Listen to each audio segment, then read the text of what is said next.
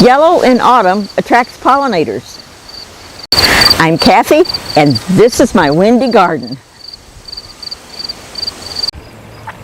Welcome to Cathy's Eclectic Garden, located in Zone 6A in Northwest Ohio. In this video, I'll be sharing insights about a fascinating native perennial, Helenium autumnale, commonly known as sneezeweed. Join me as we explore its unique characteristics, growing conditions, and tips for incorporating this vibrant wildflower into your own garden. My patch of sneezeweed was started from 2 young plants purchased from a local native plant nursery. In the wild, it's found in wet meadows, thickets, swamps, and river margins. This plant is in the rain garden, which was the most consistently moist area of my garden. For this reason, I stake my plants, because in moist areas, the more moist it is, the taller they get. Sneezeweed is adaptable to a variety of soils, including dry conditions. They are reported to be hardy down to minus 40 degrees Fahrenheit. I hope I never have to test that one out. Sneezeweed is also called Helen's flower. The genus Helenium is said to be named by Linnaeus after Helen of Troy. Legend has it that these flowers sprang up from the ground where Helen's tears were supposed to have fallen. Here is my 5-year-old patch of sneezeweed, started from those 2 young plants I mentioned earlier. The leaves are lance-shaped to narrowly oval with a few teeth and occur alternately on the stem. They are directly attached with the leaf base continuing down the stem as a wing.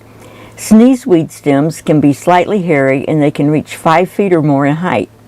If you want shorter plants, just cut them back a third when they are about 3 feet tall in the spring. Here the plant is just starting to set buds and start blooming.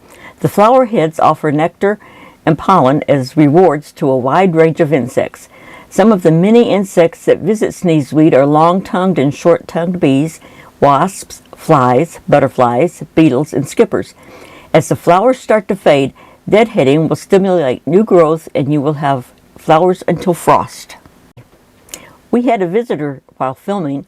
A young robin flew in for a quick snack from our aronia berry bush. He paid no attention to our presence and enjoyed several berries before flying away.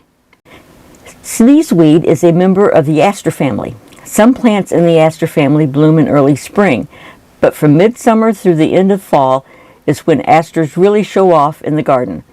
Coneflowers, goldenrods, asters, bonesets, tick seeds, beggar ticks, dandelions, and more all belong to this plant family. Sneezeweeds are easy to grow. All they need is sunshine and well-drained soil. The common name sneezeweed is derived from the historic use of crushed dried leaves and heads, which were used to make a form of snuff that caused sneezing.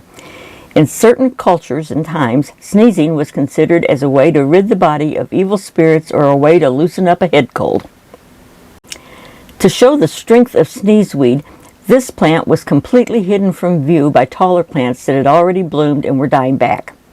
After cutting the larger plants to the ground, all these beautiful blooms were discovered. Even being covered and shaded by larger plants, these flowers still grew and bloomed prolifically. Next year, I'll be sure to uncover them earlier. Sneezeweed is a wonderful pollinator plant. The flowers are often covered with bees, wasps, butterflies, and other pollinating insects, as you can see in this video. Another insect that you wouldn't think of as being a pollinator is the soldier beetle, and they've also been seen on my sneezeweed. If you leave a couple of plants in the fall, small birds like to pick at the seed heads. Don't leave too many standing though. Sneezeweed likes to spread its way around the garden by reseeding. By cutting the plants back before the seed set, reseeding can be greatly reduced. These plants have hollow stems, so if you leave 12 to 18 inches of stem standing, it will provide an overwinter home for bees and other insects. This will also provide support for new growth the following year. Early morning dew on a web in the sneezeweed created a stunning image for my husband to photograph. Please leave your questions and comments below. I love feedback. Hope you enjoyed this video and are encouraged to try some sneezeweed in your garden. Thanks for watching. Goodbye.